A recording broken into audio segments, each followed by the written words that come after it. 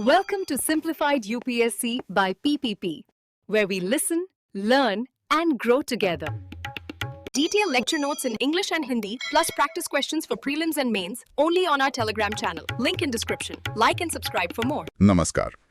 आज हम कह सकते हैं कि एक ऐतिहासिक जासूसी का केस सुलझाने वाले हैं। हाँ, ऐतिहासिक जासूसी, ये अच्छा है। हाँ, मिशन ये है कि ये पता लगाना कि सभ्यता की रोशनी गंगा के मैदानों से निकलकर पूरब के जंगलों, पहाड़ों और डेल्टा तक आखिर पहुंची कैसे। हम बात कर रहे हैं आज के ओडिशा, बंगाल और असम की, वो भी 4वीं से 7वीं सदी के बीच। बिल्कुल। और इस केस को सुलझाने के लिए हमारे पास कुछ बेहद दिलचस्प सुराग हैं। तांबे की प्लेटों पर खुदे कुछ पुराने दस्तावेज, भूमि अनुदान पत्र। हाँ, ये कोई राजा की बड़ाई के किस्से नहीं, बल्कि जमीन के दान पत्र हैं।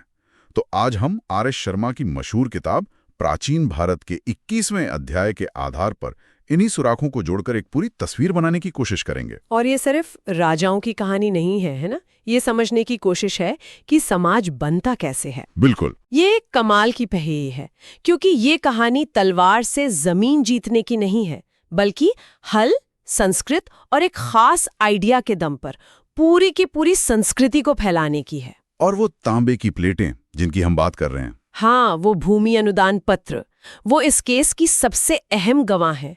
वो हमें उस दौर की भाषा, समाज और राजनीति की ऐसी बारीकियां बताती हैं जो कहीं और मिलती ही नहीं। तो चलिए इस केस को खोलते हैं। सबसे पहले ये समझना जरूरी है, जब हम कहते हैं सभ्यता का प्रसार, तो इसका मतलब क्या है। ये कोई भारी भरकम शब्द लगता है। नहीं, ये अच्छा सवाल है। आसान भाषा में सभ्यता का मतलब यहाँ 4 मुख्य चीजों से है। 4 चीजें, ठीक है। पहला, एक ऑर्गेनाइज सरकार या राज्य का होना, मतलब एक राजा हो जो टैक्स वसूल सके, कानून व्यवस्था बना सके। दूसरा, समाज का अलग अलग कामों के आधार पर बंटवारा, जिसे हम वर्ण व्यवस्था कहते हैं, पंडित, योद्धा, व्यापारी, किसान। और तीसरा, शायद लिखने पढ़ने की कला। हाँ बिल्कुल, तीसरा है लिखने की कला का इस्तेमाल, खासकर सरकारी कामकाज और रिकॉर्ड रखने के लिए। ठीक है। और चौथा, जो शायद सबसे बुनियादी चीज है, वो है खेती।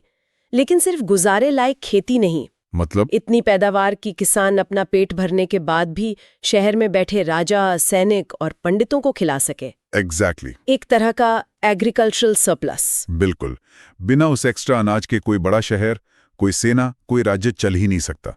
तो जब हम पूर्वी भारत में सभ्यता के प्रसार की बात करते हैं, तो हम असल में इन्हीं 4 चीजों के सबूत खोज रहे हैं। एक राज्य, एक व्यवस्थित समाज, लेखन कला और सरप्लस पैदा करने वाली खेती। हाँ। और जैसा आपने शुरू में कहा, हमारे मुख्य सुराग हैं ये जमीन के दान पत्र। ये कैसे काम करते थे? मतलब एक तांबे की प्लेट हमें ये सब कैसे बता सकती है? देखिए, सोचिए, जब कोई राजा किसी ब्राह्मण को या किसी बौद्ध मठ को जमीन का एक टुकड़ा दान में देता है, तो वो उसे कानूनी दस्तावेज पर खुदवाता है। अच्छा।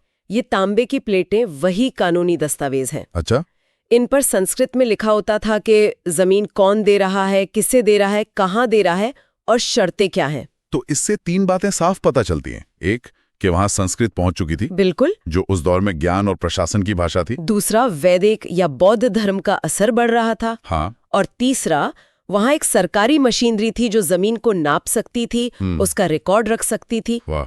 ये महज दान पत्र नहीं है, ये उस युग के समाज और अर्थव्यवस्था का एक्सरे है। कमाल है। तो चलिए अपने पहले केस फाइल की तरफ बढ़ते हैं। ओडिशा, उस जमाने का कलिंग। मौर्य सम्राट अशोक के हमले के बाद तो काफी समय तक कलिंग के बारे में ज्यादा कुछ सुनने को नहीं मिलता। सही कहा। फिर वहां कहानी कैसे आगे बढ़े? छोटे छोटे राजवंश उभरते हुए दिखते हैं। लोकल राजा थे ये। हाँ, ये लोकल राजा थे, लेकिन उन्होंने उत्तर भारत के बड़े गुप्त साम्राज्य से बहुत कुछ सीखा था। जैसे कि क्या सीखा था उन्होंने? उन्होंने राज्य चलाना सीखा। उनके जो शिलालेख हमें मिले हैं वो सब संस्कृत में हैं। वो दावा करते हैं कि वो धर्मशास्त्रों और पुराणों के हिसाब से राज कर रहे हैं। अच्छा। और अपने समाज में वर्ण व्यवस्था लागू कर रहे हैं। और यहीं पर वो करते हैं जो इस पूरी कहानी का सबसे बड़ा टर्निंग पॉइंट है। वो क्या? वो बड़े पैमाने पर ब्राह्मणों को जमीनें दान देना शुरू करते हैं। इन दानों को ब्रह्मदेय कहा जाता था। ब्रह्मदेय? तो ये सिर्फ पुण्य कमाने का तरीका नहीं था, इसके पीछे कोई बड़ी रणनीति थी क्या? यहीं पर इस अध्याय का पहला बड़ा आइडिया मिलता है। ये भूमि अनुदान सिर्फ धार्मिक दान नहीं थे, ये असल में स्टेट बिल्डिंग के सबसे कारगर औजार थे। स्टेट बिल्डिंग के औजार? हाँ, ये एक तरह का कल्चरल और एग्रीकल्चरल स्टार्टअप फंड था। कल्चरल और एग्रीकल्चरल स्टार्टअप फंड, ये तो बहुत दिलचस्प तरीका है इसे देखने का। इसे थोड़ा और समझाइए। सोचिए, एक राजा है जिसके राज में बहुत सारी जमीन है जो या तो जंगल है या जहां आदिवासी कबीले अपनी पुरानी तरह से खेती करते हैं। ठीक है, जहां से राजा को कोई खास टैक्स नहीं मिलता। बिल्कुल। अब राजा क्या करता है, वो उत्तर भारत से आए पढ़े लिखे ब्राह्मणों के ग्रुप को बुलाता है और उन्हें वो जमीन दान में दे देता है। लेकिन इससे राजा को क्या मिला? उसकी जमीन तो चली गई। ऊपर से तो यही लगता है, लेकिन असल में वो ब्राह्मण अपने साथ सिर्फ पूजा पाठ की विधि नहीं लाते। तो और क्या लाते हैं? वो अपने साथ लाते हैं खेती के नए और बेहतर तरीके, कैलेंडर का ज्ञान, ताकि पता चले कि कब बोना है, कब काटना है, संस्कृत भाषा और वैष्णव या शैव धर्म के नए विचार। वो उस जंगली इलाके को साफ करके वहां स्थायी गांव बसाते हैं, खेती करवाते हैं और एक ऐसा समाज बनाते हैं जो राजा को टैक्स देता है। मतलब राजा अपनी जमीन देकर बदले में एक टैक्स देने वाली, स्थायी और अपने नियंत्रण वाली आबादी तैयार कर लेता है। एग्जैक्टली। लेकिन क्या इसे एक नजरिए से जमीन पर कब्जा करने का एक सोफिस्टिकेटेड तरीका नहीं कहा जा सकता? मतलब आप धर्म और ज्ञान के नाम पर स्थानीय संस्कृति को शायद मिटा रहे हैं और अपनी व्यवस्था लागू कर रहे हैं। ये एक बहुत जरूरी और क्रिटिकल सवाल है। हाँ, इसे सांस्कृतिक और आर्थिक विस्तारवाद या कोलोनाइजेशन भी कहा जा सकता है। फर्क सिर्फ इतना था कि ये तलवार के जोर पर नहीं, बल्कि हल और मंत्रों के दम पर हो रहा था। बिल्कुल। स्थानीय लोगों के लिए ये यकीनन एक बहुत बड़ा बदलाव रहा होगा, जिसके बारे में हमें इन शाही दस्तावेजों में कुछ नहीं मिलता। पर राजा के नजरिए से ये अपने राज्य को मजबूत करने और अपनी आमदनी बढ़ाने का सबसे स्मार्ट तरीका था। तो ओडिशा में हमने देखा कि राजा के सपोर्ट से एक संस्कृत केंद्रित मॉडल काम कर रहा था। क्या बंगाल में भी यही कहानी दोहराई गई या वहां के हालात कुछ अलग थे, क्योंकि बंगाल तो गुप्त साम्राज्य के और भी करीब था? बंगाल की कहानी और भी ज्यादा दिलचस्प है, क्योंकि वहां हमें एक नहीं बल्कि दो अलग अलग पैटर्न एक साथ दिखते हैं। 2 पैटर्न? हाँ, पहला पैटर्न है उत्तरी बंगाल का, जिसे उस जमाने में पुंड्रवर्धन कहते थे। ये इलाका गुप्त साम्राज्य का एक प्रांत था, यानी सीधे उनके कंट्रोल में। तो वहां हमें शाही नियंत्रण के ज्यादा सबूत मिलते होंगे? बिल्कुल। यहाँ से हमें जो तांबे की प्लेटें मिली हैं, वो दान पत्र नहीं बल्कि जमीन की खरीद बिक्री के दस्तावेज हैं। खरीद बिक्री? हाँ। और इससे पता चलता है कि वहाँ की स्थानीय प्रशासनिक कमेटी में सरकारी अफसरों के साथ साथ शहर के बड़े व्यापारी, कारीगरों के संघ के अध्यक्ष और बड़े जमींदार भी शामिल होते थे। वाह, ये तो किसी आधुनिक नगर निगम की बोर्ड मीटिंग जैसा लग रहा है। हाँ, आप कह सकती हैं। जिसमें इंडस्ट्री और सिविल सोसाइटी के प्रतिनिधि भी बैठे हों। ये तो उस जमाने के हिसाब से काफी एडवांस था। हाँ, ये एक विकसित शहरी अर्थव्यवस्था का साफ संकेत है। यहाँ की राजभाषा संस्कृत थी और वैष्णव धर्म यानी विष्णु और कृष्ण की पूजा बहुत लोकप्रिय थी। तो उत्तरी बंगाल में हमें गुप्त साम्राज्य का एक बहुत ही व्यवस्थित और शहरीकृत मॉडल दिखाई देता है। सही। और दूसरा पैटर्न, आपने कहा था 2 पैटर्न है। दूसरा पैटर्न हमें पूर्वी और दक्षिणी बंगाल में मिलता है, जिसे वंग और समतट कहा जाता था। ये इलाका गुप्तों के सीधे कंट्रोल से थोड़ा दूर था। अच्छा। यहाँ जो शुरुआती शिलालेख मिले हैं वो संस्कृत में नहीं बल्कि प्राकृत भाषा में है। 1 मिनट, पूर्वी बंगाल में प्राकृत का इस्तेमाल हो रहा था जबकि बाकी जगह संस्कृत। इसका क्या मतलब है? आपने बिल्कुल सही पकड़ा। क्या प्राकृत आम लोगों की भाषा थी और संस्कृत सिर्फ एलीट क्लास की? हाँ, कुछ ऐसा ही। प्राकृत का इस्तेमाल ये दिखाता है कि यहाँ पर उत्तर भारत का ब्राह्मणवादी असर उतना गहरा और सीधा नहीं था। प्राकृत आम बोलचाल की भाषा के ज्यादा करीब थी। इससे लगता है कि यहाँ का विकास ज्यादा स्थानीय और अपनी जड़ों से जुड़ा हुआ था। अच्छा। और तो और 6ठी सदी आते आते यहाँ के राजा इतने ताकतवर हो गए कि उन्होंने अपने खुद के सोने के सिक्के जारी किए। सोने के सिक्के? हाँ, और सोने के सिक्के जारी करना उस जमाने में अपनी आजादी और आर्थिक ताकत का सबसे बड़ा ऐलान होता था। तो बंगाल में एक ही समय में 2 कहानियां चल रही थीं। एक तरफ गुप्त साम्राज्य के प्रांत में एक टॉप डाउन ऑर्गेनाइज्ड सिस्टम और दूसरी तरफ डेल्टा के इलाकों में एक ज्यादा लोकल और स्वतंत्र विकास। ये तो कमाल की विविधता है ना? अब चलते हैं अपनी जांच के आखिरी पड़ाव पर, पूर्वोत्तर यानी असम, जिसे तब कामरूप कहते थे। वहां तो घने जंगल और पहाड़ हैं। वहां तक ये सभ्यता की लहर कैसे पहुंची? असम की कहानी की शुरुआत होती है महान गुप्त सम्राट समुद्रगुप्त से। अच्छा, समुद्रगुप्त से? हाँ, उनकी मशहूर प्रयाग प्रशस्ति में कामरूप का जिक्र एक ऐसे सीमावर्ती राज्य के रूप में है जो उनकी अधीनता स्वीकार करता था। यानी संपर्क तो बन चुका था। हम्म, इसके बाद 5वीं सदी से हमें वहां के राजाओं द्वारा ब्राह्मणों को जमीन दान देने के शिलालेख मिलने लगते हैं। तो यहाँ भी वही उड़ीसा वाला ब्रह्मदया मॉडल काम कर रहा था? हाँ, लेकिन यहाँ उस मॉडल ने एक और भी बड़ा काम किया।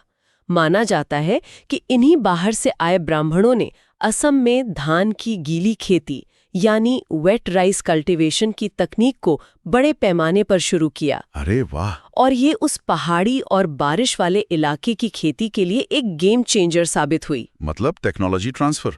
ब्राह्मण यहाँ सिर्फ धर्मगुरु बनकर नहीं आए, बल्कि एग्रीकल्चरल एक्सपर्ट बनकर भी आए। आप कह सकते हैं। हाँ, बिल्कुल कह सकते हैं। इस नई तकनीक से पैदावार में जबरदस्त बढ़ोतरी हुई, जिससे एक बड़ी आबादी का पेट भरना और एक स्थायी राज्य को चलाना मुमकिन हुआ। और इसके साथ वही पैकेज आया होगा, संस्कृत, यज्ञ, वर्ण व्यवस्था। बिल्कुल वही पैकेज। कामरूप के राजा खुद को बड़े गर्व से वैदिक परंपरा से जोड़ने लगे। ये दिखाता है कि कैसे एक बाहरी सांस्कृतिक और तकनीकी प्रभाव एक पूरे समाज को बदल सकता है। तो अब हमने अपनी जांच के तीनों केस फाइलें ओडिशा, बंगाल और असम को देख लिया है। अगर हम पीछे हटकर इस पूरी तस्वीर को देखें, 4वीं से 7वीं सदी के इस दौर को, तो आखिरकार हमने क्या केस सुलझाया? ये बदलाव आया कैसे और इसके बड़े नतीजे क्या हुए? अगर हम सारे सुरागों को एक साथ जोड़ें तो ये साफ है कि ये पूर्वी भारत में एक नए समाज और राज्य की नींव रखने का दौर था। ये कोई एक तरफा हमला नहीं था, बल्कि गुप्त साम्राज्य के प्रभास और स्थानीय राजाओं की अपनी महत्वाकांक्षा का मिला-जुला नतीजा था। इस पूरी प्रक्रिया के कुछ बहुत अहम निष्कर्ष हैं, जिन्हें हमने बातचीत में छुआ भी है। चलिए उन्हें एक एक कर समेटते हैं। पहला तो जाहिर है भूमि अनुदान का आइडिया। हाँ, पहला और सबसे जरूरी निष्कर्ष, भूमि अनुदान सिर्फ दान नहीं थे, वे राज्य निर्माण और संस्कृति के प्रसार का सबसे शक्तिशाली इंजन थे। दूसरा, ब्राह्मणों की भूमिका। वे सिर्फ पूजा पाठ करने वाले पुजारी नहीं थे, वे असल में पायनियर्स थे, जो नई जमीनों पर जाकर उन्नत खेती की तकनीकें ले जा रहे थे और समाज को ऑर्गेनाइज कर रहे थे। और तीसरा, संस्कृत भाषा का रोल, जो इन सभी जगहों पर एक कॉमन लिंक की तरह दिखती है। बिल्कुल, संस्कृत उस दौर का इंटरनेट या ऑपरेटिंग सिस्टम थी। ये भाषा इन नए नए बन रहे राज्यों को एक बड़ी अखिल भारतीय सांस्कृतिक और बौद्धिक दुनिया से जोड़ती थी। सही है। चौथा निष्कर्ष ये है कि राज्य और वर्ण आधारित समाज का विकास साथ साथ हुआ। राजा वर्ण व्यवस्था को लागू करके अपनी सत्ता को धार्मिक वैधता देता था, और वर्ण व्यवस्था राज्य के संरक्षण में फलती फूलती थी। हाँ, ये एक दूसरे को मजबूत करते थे। और आखिरी निष्कर्ष, शायद सबसे दूरगामी असर वाला, वो है एक नए सोशल क्लास का उदय, जमींदार वर्ग। अच्छा, इन भूमि अनुदानों से पहली बार एक ऐसा तबका पैदा हुआ जिसका जमीन पर पूरा नियंत्रण था, लेकिन वो खुद खेती नहीं करता था, वो किसानों से लगान वसूलता था। और इसी व्यवस्था ने आगे चलकर भारत में सामंती व्यवस्था यानी फ्यूडलिज्म की नींव रखी, जिसका असर सदियों तक रहा। तो हमने देखा कि पूर्वी भारत में सभ्यता का प्रसार किसी फौजी जीत से नहीं, बल्कि खेती की तकनीक, जमीन के अनुदान और संस्कृत भाषा जैसी चीजों के एक जटिल मेल से हुआ। ये कहानी दिखाती है कि इतिहास सिर्फ राजाओं और उनकी लड़ाइयों से नहीं बनता, बल्कि वो जमीन, अनाज और सामाजिक संरचनाओं से कितना गहराई से जुड़ा होता है। बिल्कुल। और ये पूरी जासूसी हमें एक आखिरी बहुत महत्वपूर्ण सवाल पर लाके छोड़ देती है। वो क्या है? हमारे पास जो भी सुराग हैं, जो भी तांबे की प्लेटें हैं, वो सब राजाओं और ब्राह्मणों के नजरिए से लिखी गई हैं। ये तो है। लेकिन उन इलाकों में सदियों से रह रहे आदिवासी समुदायों का क्या? उन्होंने इन बदलावों को कैसे देखा होगा? उनकी अपनी भाषा, उनके अपने देवी देवता, उनकी अपनी दुनिया पर इस नए समाज का क्या असर पड़ा? क्या उन्होंने इसका स्वागत किया या विरोध किया? या वो चुपचाप इसमें घुल मिल गए? ये एक ऐसी कहानी है जो इन शिलालेखों में नहीं मिलती, और शायद यही इस केस का सबसे बड़ा अनसुलझा रहस्य है। Thanks for watching. Follow us on Telegram and Instagram. Don't forget to like, share, and subscribe.